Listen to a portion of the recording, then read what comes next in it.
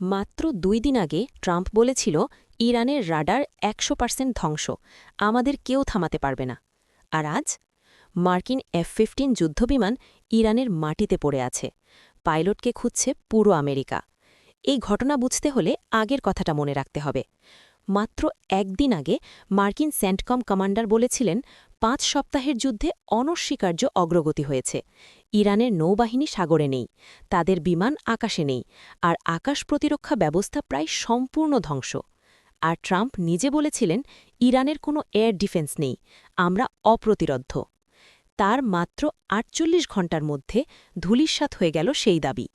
Iran মার্কিন F-15E strike eagle যুদ্ধবিমান ভূপাতিত করেছে। বিমানটিতে ছিলেন ২ জন, একজনকে উদ্ধার করা হয়েছে, কিন্তু দ্বিতীয়জন এখনও নিখোঁজ।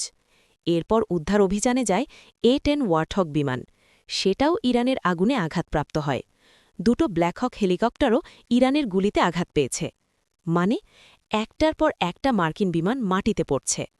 ইরানের সশস্ত্র বাহিনীর মুখপাত্র এই দিনটিকে যুক্তরাষ্ট্রের কালো ও লজ্জার শুক্রবার বলে ঘোষণা করেছেন। ইরানি রাষ্ট্রীয় টেলিভিশন জনগণকে আহ্বান জানিয়েছে, কেউ যদি মার্কিন পাইলট খুঁজে পান পুলিশের কাছে জমা দিন, পুরস্কার পাবেন। ইরানের সংসদ স্পিকার গালিবাফ আমেরিকার উদ্ধার অভিযান নিয়ে সরাসরি বিদ্রূপ করেছেন। যে আমেরিকা বলেছিল ইরান শেষ, আজ সেই আমেরিকার পাইলট ইরানের পাহাড়ে হারিয়ে গেছে। এটা কি যুদ্ধের মোড় ঘুরে যাওয়ার সংকেত? কমেন্টে জানান আপনার মতামত, শেয়ার করুন, সত্য খবর সবাই জানুক।